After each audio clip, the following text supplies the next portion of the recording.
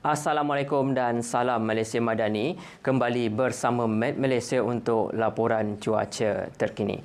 Untuk maklumat anda, rantau negara kini berada di fasa akhir monsun timur laut yang boleh berlanjutan sehingga ke Mac nanti. Dan pada lazimnya keadaan taburan hujan dan litupan awan kurang di kebanyakan kawasan terutamanya di utara Semenanjung termasuk juga di Perak, Kelantan dan juga Pahang. Keadaan ini menyebabkan keadaan cuaca panas dan kering berbanding kebiasaan. Dan setakat bacaan yang direkod setakat pada 13 Februari, amaran tahap pertama iaitu tahap berjaga-jaga telah dikeluarkan untuk di daerah Ian dan juga Pulau Langkawi di Kedah dan juga di seberang perai utara di Pulau Pinang. Tahap pertama iaitu tahap berjaga-jaga dengan suhu yang direkod di antara 35 hingga ke 37 darjah Celsius untuk 3 hari berturutan. Oleh itu, orang awam dinasihatkan supaya mengurangkan aktiviti di luar kawasan rumah, minum air secukupnya serta menjimatkan penggunaan air.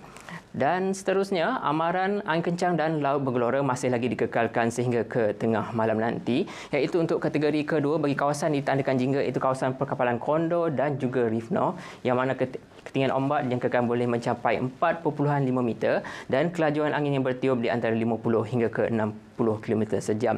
Amaran kategori pertama iaitu kawasan ditandakan kuning juga telah dikeluarkan yang berlarutan hingga ke tengah malam nanti dengan jangkaan ketinggian ombak di antara 2.5 hingga ke 3.5 meter dan kelajuan angin di antara 40 hingga ke 50 km sejam.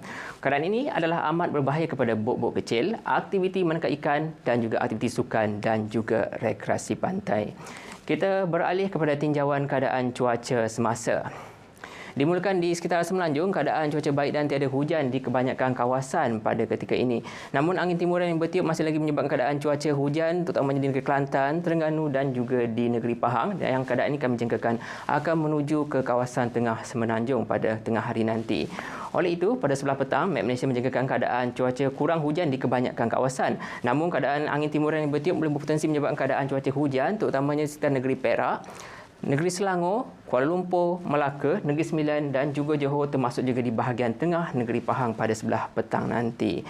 Kita beralih dengan tinjauan cuaca di Sabah dan Sarawak. Pada ketika ini keadaan cuaca cerah dan tiada hujan di kebanyakan kawasan di bahagian tengah, utara Sarawak serta di keseluruhan Sabah yang dijangkakan boleh berlanjutan sehingga ke tengah hari nanti. Manakala keadaan cuaca lembap di sekitar selatan Sarawak yang bermula pada tengah malam tadi telah beransur reda menyebabkan keadaan cuaca mendung di kebanyakan kawasan di sekitar selatan Sarawak. Seterusnya, pada sebelah petang, keadaan cuaca hujan masih lagi berpotensi untuk berlaku terutamanya di sekitar selatan dan juga pedalaman Sarawak, di bahagian pedalaman, Sandakan dan juga di bahagian Tawau di Sabah.